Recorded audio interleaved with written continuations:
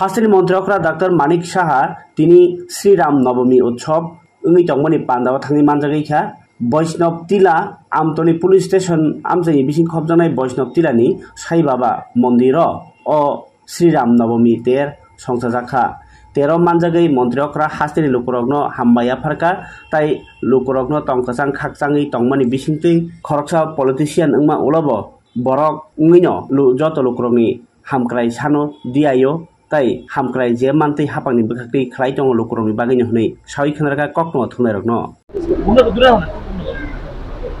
বসন্তকালে বাসন্তী পূজা আর আজকে রামনবমী। এই রামনবমী উপলক্ষে আমি সমস্ত ত্রিপুরাবাসীকে আমি শুভেচ্ছা জানাতে চাই এবং ত্রিপুরা ভালো থাকুক সব দিক দিয়ে, কোনো দিকেই যেন কোনো খামতি না থাকে। আমরা চেষ্টা চালাচ্ছি, ভগবানের কাছে প্রার্থনা করছি যে কিছু যেন করতে পারি মানুষের জন্য এবং এতে করে সুখ শান্তি থাকবে এখানে। এবং আমরা যদিও রাজনৈতিক ব্যক্তিত্ব, কিন্তু পাশাপাশি আমরা কিন্তু হিউম্যান বিংস থেকে আলাদা করে রাজনৈতিক ব্যক্তিত্ব বলে কিছু নেই। তো মানুষের হিউম্যান টাচ যে বিষয়টা, মানুষের যে সমস্যাগুলো, সেই সমস্যাগুলো যদি আমরা পূরণ করতে পারি, এর থেকে বড় স্যাটিসফ্যাকশন আর কিছু হতে পারে এবং সেই দিশায় আমরা কাজ করছি। আজকে আপনারা জানেন যে ভারতীয় জনতা পার্টির আজকে স্থাপনা দিবস, 46তম স্থাপনা দিবস। তো সেই উপলক্ষে আমি ত্রিপুরাবাসীকে আমি ধন্যবাদ দিতে চাই এবং ওনাদের আমি শুভেচ্ছা দিতে চাই। যেভাবে মাননীয় প্রধানমন্ত্রী নরেন্দ্র মোদীজি দেশকে সামনের দিকে এগিয়ে নিয়ে যাচ্ছে, আজকে ইকোনমিক্যাল কন্ডিশনই বলুন, কোথায় 11 পজিশনে ছিল সেই জায়গায় আজকে 5th পজিশনে চলে এসেছে। সুরক্ষার দিকে যদি বলুন, আজকে ভারতবর্ষকে যেভাবে সুরক্ষিত রেখেছে, অর্থাৎ সাধারণ ভারতীয় নাগরিকদের সুরক্ষার ক্ষেত্রে উনি কোনো কম্প্রোমাইজ করেন না।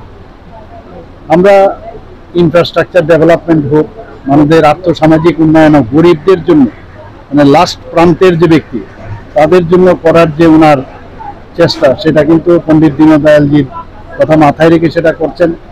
আমরাও তো আমাদের এই রাজ্যে আমরা সেই মার্গদর্শনে আমরা কাজ করছি। আপনারা নিজেরাও দেখছেন সমস্ত ত্রিপুরার মধ্যে কিন্তু একটা বাতাবরণ একটু আলাদা হয়ে গেছে। আগের মতো নেই, একটা উচ্ছৃঙ্খল একটা বাতাবরণ ছিল, মানে ঘোলা জলে কিছু করা এই ধরনের এখন অবস্থা নেই। মানুষও আমাদের উপর বিশ্বাস রাখছে।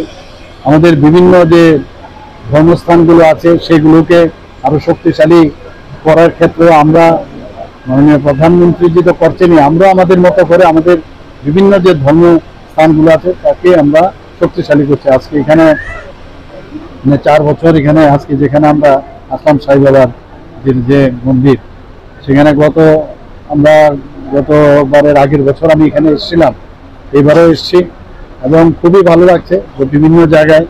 কারণ ধর্মপ্রাণ মানুষ, আমরা ত্রিপুরার মানুষ কিন্তু সাংঘাতিক ধর্মপ্রাণ মানুষ এবং এখানে বিশেষ করে যারা মায়েরা, বোনেরা, মেয়েরা আছে, ধর্মের প্রতি এত বেশি বিশ্বাস, আস্থা, এবং এই কারণে আস্থা আছে বলে আমরা আস্তিক। আর যাদের মানে ধর্মের প্রতি আস্থা নেই তারা হচ্ছে না, অর্থাৎ নাস্তিক। আচ্ছা, এই অবস্থার মধ্যে অত্যন্ত এই যে ধর্মস্থানগুলোতে আমরা যখন আসি, কোনো না কোনোভাবে আমরা ভগবানের সাথে একটা কানেকশন পাই, অর্থাৎ নিজের ভিতরের অন্তরাত্মার সাথে আমরা একটা কানেকশন পাই। আর এটাই সবচেয়ে বড় থেকে ত্রিপুরাবাসীর কল্যাণে আজকে আপনি এখানে বিশেষ পূজা ত্রিপুরাবাসীর কাছে আজকের এই দিনে বিশেষ করে না, এটাই বলবো আমরা সবাই মিলে মিশে আমরা একসাথে থাকি। এখানে জাতি জনজাতি একটা মিশ্র যে একটা সংস্কৃতি, ভাষাভাষীর লোক এখানে আছে। কোনো জিনিস নিয়ে একটা সংসারে যখন কোনো সমস্যা হয়, সেখানে যদি আমরা বসে যারা গার্জিয়ানরা থাকি, গার্জিয়ানের উপস্থিতিতে যখন সমাধান হয়, সেইভাবে আমরা কোনো সমস্যা থাকলে সেই সমাধান আমরা করব। আমরা রাউন্ড টেবিল কথা বলি, আমরা অনেক সময় রাউন্ড টেবিলে বসলে অনেক সমস্যার সমাধান হয় এবং আপনারা নিশ্চয়ই আমরা কথায় নয় কাজেও কিন্তু সেটা আমরা করেছি। বিভিন্ন জায়গায় যখন কোনো সমস্যা হয়েছে আপনারা দেখেছেন, এরকম একটা অবস্থা হয়েছিল, অনেকে এর মধ্যে চেষ্টাও করেছিল যে কিছু একটা যদি আরো উত্তেজনা বাড়ানো যায়, কিন্তু মানুষ আমাদের উপর আস্থা আছে, তো সেই আস্থার উপর ভিত্তি করে আমরা কিন্তু সমাধানের পথে আমরা কাজ করি। আমরা চাই আস্থা রাখতে হবে, যে কোনো বিষয়ই হোক আমরা কিন্তু মানুষের কল্যাণে আমরা কাজ করি। তাই সমস্ত ত্রিপুরাবাসীর কাছে আজকে আমি আমাদের যে মন্ত্রী পরিষদের তরফ থেকে এবং সরকারের তরফ থেকে আমি বলবো যে আমাদের উপর বিশ্বাস রাখুন, আমরা সব সমাধানের একটা চেষ্টা অন্তত করতে থাকি। আমাদের অ্যাটিটিউড ইজ বেস্ট আমার মনে হয়। গত বছর ধরে তো আপনারা সরকার দেখেছেন, 1972 আমাদের এই যে রাজ্য যখন পূর্ণ রাজ্যের মর্যাদা পেল, তারপর থেকে আপনারা বহু সরকার দেখেছেন। 2018 পর থেকে এখন অবধি যে সরকার আপনারা দেখেছেন, এর মধ্যে একটা মানে আপনারা নিজেরাই বুঝতে পারছেন যে একটা ফিল গুডের যে বিষয়, সেটা কিন্তু আপনারা দেখতে পাচ্ছেন।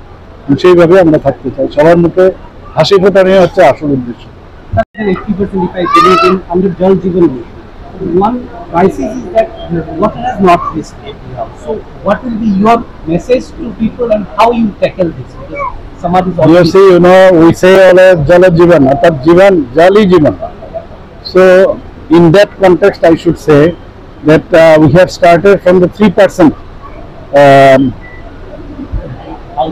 household tap water. So from there now we have reached up to 87%. So there are some areas, particularly in hill areas, where the groundwater is not available. So there we have created, under the leadership of our Honorable Prime Minister, some innovative procedure we have adopted. So there we capture the rainwater harvesting. So that we have done. There are some streams in the high altitude area. Yeah, high altitude means in Pahar area. So there we are accumulating the water, and from there by pumping or other means we are trying to reach out to the households. And I am sure that because we have reached up to 87%,